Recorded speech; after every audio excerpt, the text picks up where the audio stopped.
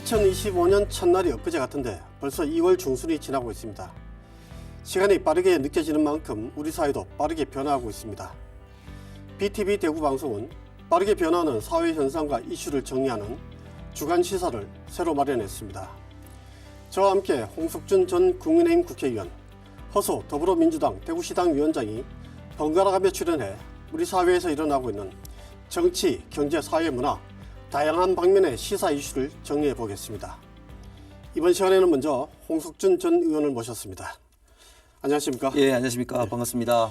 오랜만에 우리 BTV 시청자분들께 인사를 드리는데 먼저 홍 의원님 근황부터 간략하게 말씀해 주시죠. 예, 정말 오랜만에 온 것 같습니다. 오니까 우리 BTV 어떤 스튜디오 분위기도 확실히 좀 달라진 것 같고 그래서 너무 깨끗한 분위기인 것 같습니다. 저는 지금 주로 서울에서 방송 활동과 좀 정당 활동을 하면서 대구에서는 이제 특임 교수로서 가끔씩 학생들에게 특강을 하고 있고 특히 기업들을 비롯해서 지역의 많은 어떤 이야기를 좀 들으면서 간담회라든지 이런 걸 통해서 서울과 대구를 좀 왔다 갔다 하면서 지금 시간을 보내고 있습니다. 예, 서울과 지역을 활발하게 오가는 중인데 앞으로 우리 이 프로그램 통해서도 지역 주민들에게 수도권 소식도 많이 전해주시기 바랍니다. 예, 그러겠습니다. 예, 자 먼저 우리 최근 여론 동향을 살펴보도록 하겠습니다.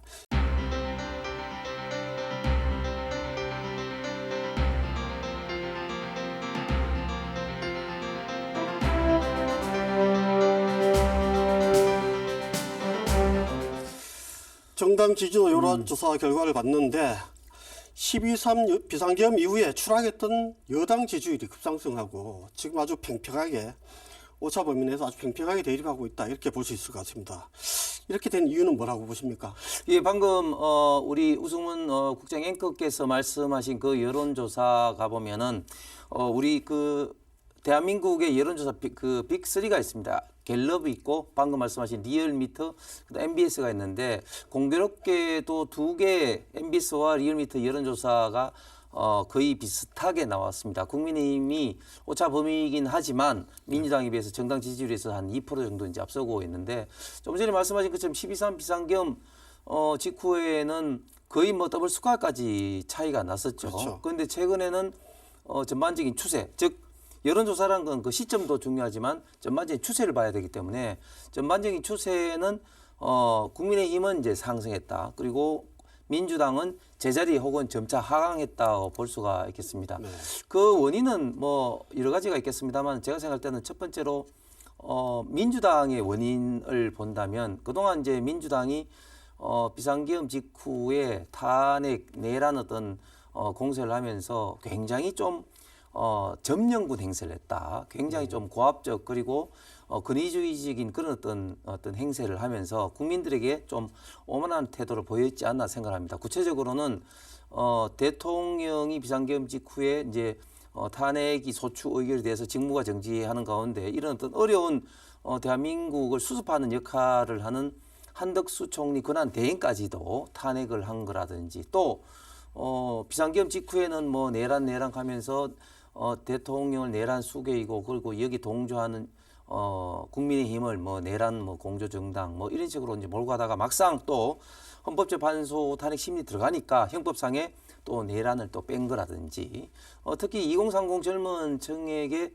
제가 볼 때는 좀 치명적으로 좀 악영향을 미친 것은 좀 카톡 검열이라든지 이런 또 여론조사 또 조사를 한다든지 이런 어떤 것들이 자유민주주의를 어떻게 보면 정면으로 부정하는 행태로 국민들에게 좀 비쳤기 때문이 아닌가 생각을 합니다. 그리고 국민의힘이 여론이 오른 것은 제가 볼 때는 국민의힘이 좀 잘했다기보다는 대통령이 결국은 좀 이끌어가는 어떤 그런 형국입니다. 윤석열 대통령 지지율이 비상계엄 직후에는 뭐 10%대까지 떨어졌다가 지금은 여론조사 기간마다 약간씩은 좀 차이가 납니다만은 50% 전후한 어떤 여론조사가 대부분인데 이런 대통령의 지금 현재 탄핵 소추 의결 이후에 좀 부당한 체포 수사 뭐 이런 어떤 것들에 대한 어떤 동정 여론 내지는 또 대통령이 좀 이런 어떤 굳건한 탄핵 심리 대응하는 이런 것들을 통해서 국민의힘 지지율을 좀 견인하고 있는 것이 아닌가 뭐 이렇게 양 정당 간의 이런 어떤 원인에 의해서 이런 정당 간의 격차가 지금 이제 난 것이 아닌가 생각합니다. 그런 부분이 뭐 지난 박근혜 대통령 탄핵 때와 조금 차이점이다 이렇게 볼 수도 있겠군요. 네. 네, 그렇습니다. 이번에 그 차기 잠룡 그 대선 후보군들의 지지율 조사를 한번 살펴보겠습니다.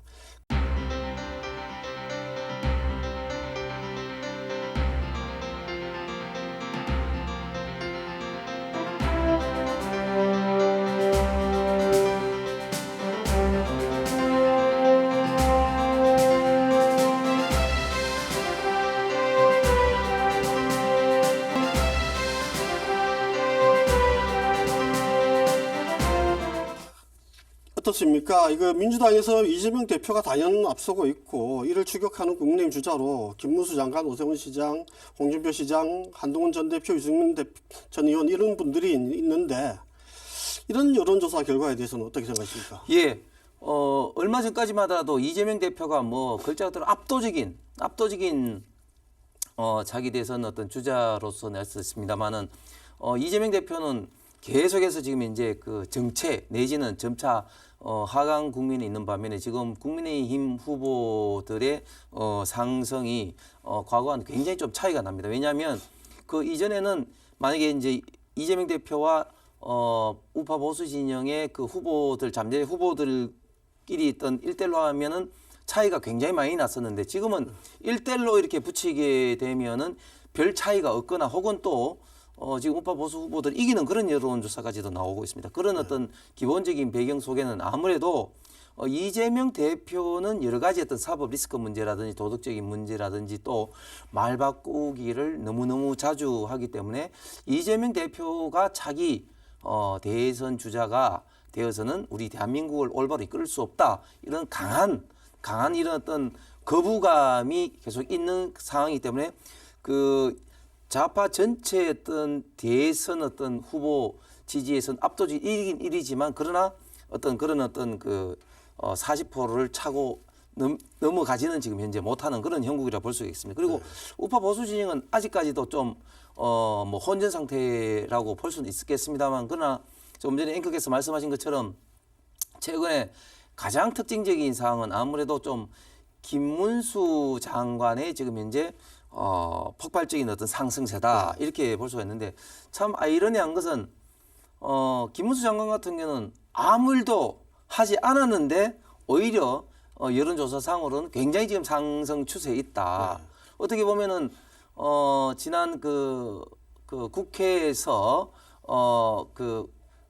민주당에서 이제 이제 오영규 의원이 일어나서 국민들에게 비상계엄 직후에 이제 사과라고 했을 때 오히려 사과하지 않고 자리에 가만히 앉아 있었던 것이 오히려 지금 현재 지지율 상승의 가장 어떤 기본적인 어떤 그런 어떤 요인이 됐다고 많은 분들이 이야기하는데 제가 생각할 때는 결국은 김문수 장관의 이런 어떤 변함없는 일관성, 즉 국회의원 3선 그리고 경기도지사를 재선을 하고 그 이후에 있던 정치적 행보에서도 보면 변함없는 어떤 일관성이 지금 현재 많은 어떤 우파 보수 국민들의 어떤 시각에서 윤석열 대통령이 이렇게 불법 부당하게 체포 수사하고 있고 지금 탄핵 어떤 지금 현재 그 심리를 받고 있는 중에 이런 많은 어떤 억울함, 분노 이런 어떤 그 불길이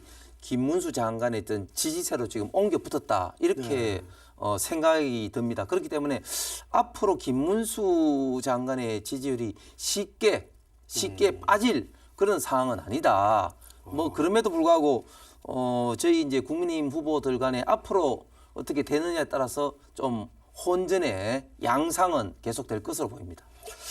특이하게 그 김문수 장관의 지금 말씀하셨는데 김문수 장관은 뭐 지나가는 바람일 것이다 이렇게 보는 시각도 사실 많지 있거든요. 그리고 실제로 과연 김 장관이 출마할 것인가? 출마 가능성도 어떻게 보십니까? 제가 볼 때는 지금 출마 이야기를 하는 사람이 손해를 봅니다. 전한길 강사 선생이 정확한 비유를 했는데 부모가 살아 계시는데 제사상을 준비하는 것과 똑같이 지금 대통령이 현재 버젓이 지금 탄핵 지금 현재 심리 중이고 뭐 기각돼서 돌아올 그런 어떤 염원을 지금 갖고 있는 우파 보수 국민들에게는 이 조기 대선 이야기를 하는 것 자체가 굉장히 나쁜 인식을 준다. 그래서 홍준표 시장 같은 경우도 연초에 뭐 장돌뱅이가 장이 서면 뭐 나가야지 이런 어떤 이야기를 하셨다가 요즘은 또 입장이 굉장히 많이 좀 달라지셨죠. 그렇기 때문에 지금은 조기 대선을 이야기하는 것 자체가 굉장히 지지율에서 저는 손해를 보는 국민이기 때문에 이런 이야기를 하지 않고 있고 김문수 장관이 최근에 그 경기도에서 과거에 지지자들 뭐 20-30명하고 이제 그 모임을 가졌는데 거기에서도 뭐 일부의 지지자들이 뭐 준비해야 되는 거 아니냐 이런 이야기를 했을 때 택도 없는 이야기라고 강하게 좀 나무랐다는 그런 이야기가 좀 들려오고 있습니다.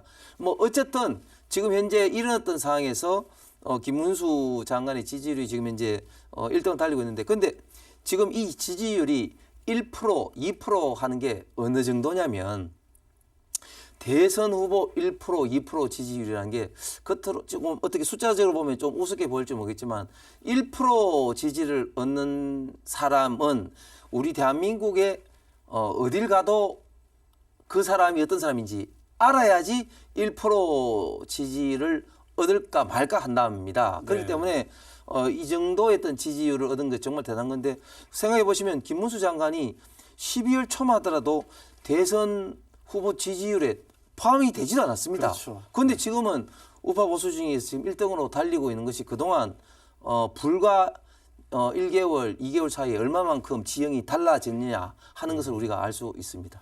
네.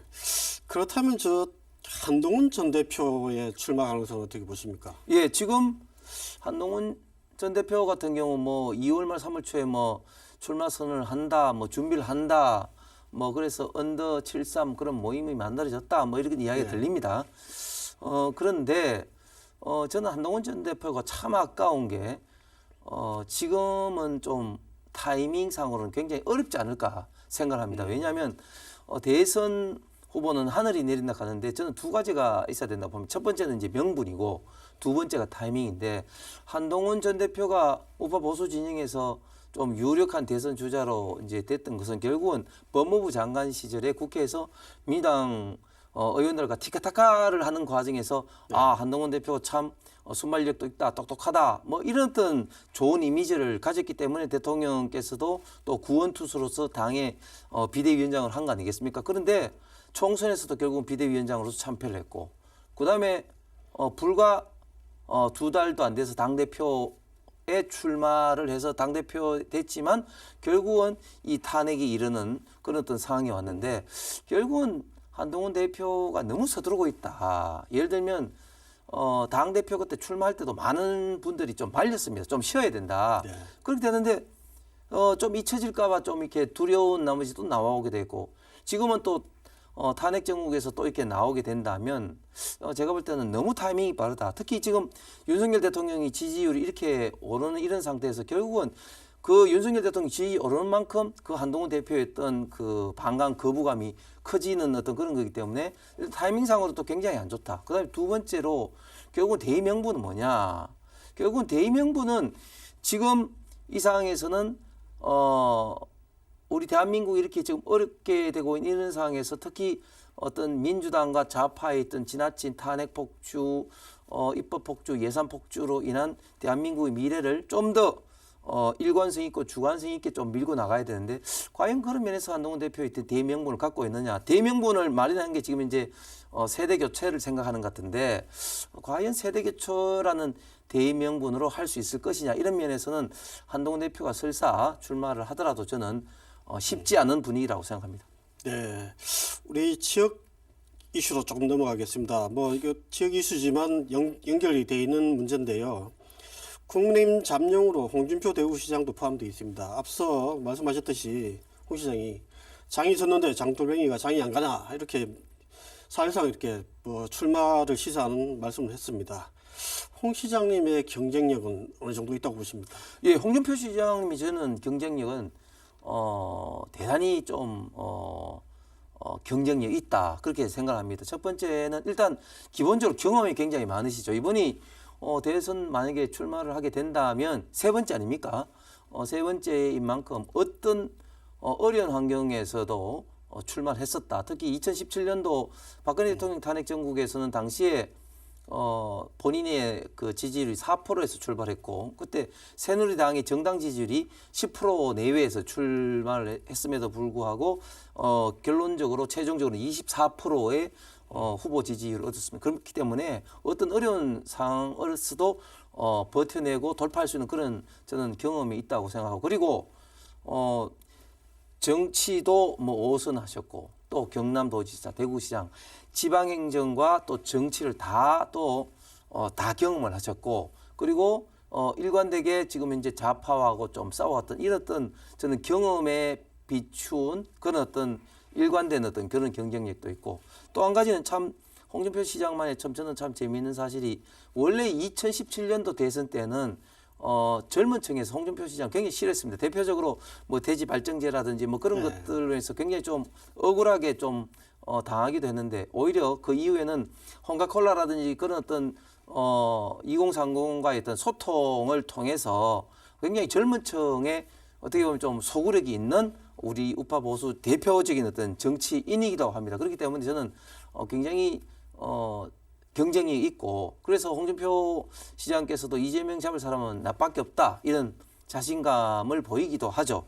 그런데 진짜 대선은 하늘이 내린다고 볼 수가 있는 게 지금 현재 만약에 하게 되면 지금 지지율 상황에서는 우리 정당 소속 후보 잠재 후보들 중에 지지율 상에서는 김문수 장관이 지금 더 앞서고 있습니다. 그렇기 때문에 앞으로 상황이 어떻게 될지는 모르겠지만 어쨌든 홍준표 시장 본인의 의지도 어떻게 보면 이번이 마지막이라는 의지도 굉장히 강하고 또 주변 환경도 2017년보다는 훨씬 더 좋은 환경이다. 이런 점은 홍준표 시장의 좀 강한 승부욕을 좀 저는 유발할 것 같습니다.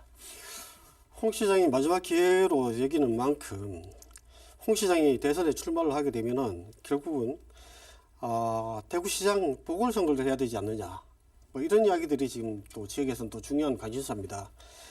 물론 홍 시장은 보궐 하지 않고 부시장 체제로 가겠다 이게 홍 시장 뜻이기도 한데 이것도 역시 논란의 여지가 있을 것 같습니다.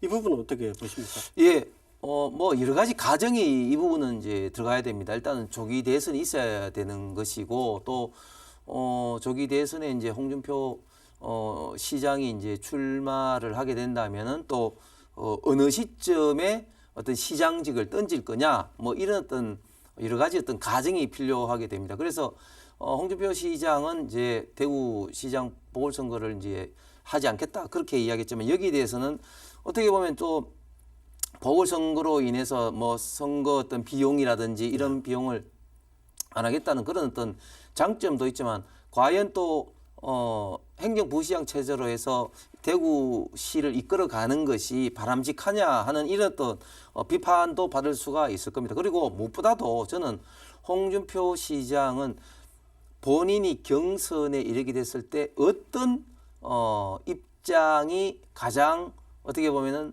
본인에게 경쟁력이 있느냐, 이길 수 있느냐 이런 어떤 것을 고민을 하지 않을까 생각합니다. 무슨 말인가 하면 지금 조금 전에도 계속 이야기됐습니다마는 지금 경쟁자들이 만만치 않죠. 오히려 여론조사상으로만 본다면 지금 김문수 장관이라든지 오세훈 시장이 홍준표 시장을 지금 앞서가고 있는 여론조사가 훨씬 더 많기 때문에 과연 경선에서 어떤 신분으로 하는 것이 경선에 좀 더 유리하겠느냐 그런 것을 심각하게 고민할 거라고 봅니다. 왜냐하면 자치단체장의 신분은 아무래도 선거 경선 운동을 하는데 좀 지장을 많이 받습니다. 네. 대표적으로 이번 주 토요일 날 동대구의 광장에서 정말 많은 분들이 모여서 지금 탄핵 반대 집회를 했습니다마는 현직 자치단체장이기 때문에 또 홍준표 시장이 좀 나와서 정치적인 발언을 하는 것은 분명히 제한이 돼 있거든요. 네. 그렇기 때문에 경선할 때도 이제 마찬가지이기 때문에 자치단체장의 신분으로서 경선 운동을 하는 것이 지장이 있는 이런 어떤 사항도 감안해서 결국은 어느 시점에 이 그 시장직을 내려놓을 것이냐 이런 점에 대해서 홍준표 시장의 고민이 깊어지지 않을까 생각합니다. 시장직을 내려놓지 않을 거다라는 이야기도 사실 많이 있습니다. 되돌아올 거다 이런 이야기도 있긴데 그건 좀 지켜봐야 되겠습니다. 그리고 앞서 말씀하셨지만은 홍 시장이 뭐 이재명 대표를 상대할 사람도 나밖에 없고 트럼프 대통령도 뭐 맞상대할 수 있는 건 나밖에 없다 이렇게 이야기했지만 정작 트럼프 대통령 취임식에 뭐 초청받았다고 해서 미국까지 갔다가 호텔에서 취임식을 보고 돌아오는 그래서 가십거리가 되기도 했습니다. 여기에 대해서는 좀 어떻게 생각하시는지? 예, 원래 이제 그 미국 대통령 이제 취임식에 가는 게 이제 크게 보면은 이제 레벨로 보면 이제 취임식 그 자체에 참석하시는 그런 어떤 초청장도 있고, 그 다음에 이제 무도회까지 가시는 그런 초청장도 있고, 조금 더 가서는 뭐 트럼프 대통령과 어떤 뭐 짧지만 면담하는 그런 정으로 좀 나눠볼 수가 있겠습니다. 이번에 지금 홍준표 시장 같은 경우는 취임식에 이제 초청을 이제 받았지만 잘 아시는 것처럼 워싱턴에서 아주 유례없는 한파가 이제 몰아쳐서 총 22만 명이 이제 초청을 받았는데 그건 너무 추워서 야외 취임식장에서 이제 급히 실내 미국 의사당 캐피톨로 이제 옮기면서 그 초청받은 사람들의 상당수가 결국은 그 실내 그 의사당 내에서 이루어진 취임식에 참여를 이제 하지 못하게 된 것이죠. 그렇기 때문에 홍준표 시장도 결국 이제 호텔에서 트럼프 대통령이 취임식을 이제 받기 때문에 뭐 일부에서 뭐 가십을 이제 하고 있습니다만 저는 근데 미국 대통령이 취임식에 초청받은 것은 어쨌든 그 자체로 굉장히 의미가 있거든요. 그리고 다른 어떤 자치단체장도 가지 않았지만 그러나 미국 현지에 가서 또 여러 가지 또 미국의 어떤 상황을 보고 또 그걸 통해서 미국 어떤 정계 어떤 조야와 또 관계를 맺었던 자체는 짧지만 굉장히 좀 의미 있는 그런 의미 있는 방문이었다고 생각을 합니다. 예, 트럼프 대통령 이야기가 나왔으니까 한 가지만 더 뭐 이야기 여쭙겠습니다. 트럼프 2.0 시대에 대해서 아주 많은 우려가 나오고 있는데 그 가운데 지금 가장 앞서서 문제가 되고 있는 게 관세 문제입니다. 취임하자마자 곧바로 그 관세 부과 행정명령을 내렸는데요. 중국, 멕시코, 캐나다가 일단 대상이고 일부 물론 보류 유보되기도 했지만은 이어서 EU, 일본, 우리나라까지 계속 확대될 것이다 이런 우려를 하고 있습니다. 관세는 사실 국가 차원에 대응해야 될 문제인데 지금 현재 마땅한 대응책이 없어 보입니다. 대구 상공회의소 조사에 따르면 지역 기업들이 벌써 아주 큰 악재가 될 것이라 크게 우려하고 있는데 어떻게 대응을 해야 될까요? 그렇습니다. 참 걱정스러운 상황이죠. 일본 같은 경우는 뭐 이시바 총리가 가서 미국에 1조 뭐 달러 투자하겠다 뭐 그런 식으로 이제 트럼프에게 뭐 선물 보따리를 넘겨주면서 트럼프의 어떤 관세 폭탄을 피하기 위해서 노력을 지금 현재 하고 있는데 우리는 지금 윤석열 대통령이 지금 이제 탄핵 심판으로 직무가 정지된 상황에서 이거를 뭐 할 수 있는 주체가 없습니다. 이게 참 지금 현재 대한민국의 비극이죠. 그렇기 때문에 탄핵 심판을 함부로 해서는 안 되는 겁니다. 이게 얼마나 고스란히 국민들에게 기업들에게 지금 피해가 가겠습니까? 참 너무너무 좀 안타까운 상황입니다. 지금 트럼프는 어떻게 보면 이 관세라는 이런 수단을 어떻게 보면 좀 비즈니스적으로 좀 활용을 하는 것 같아요.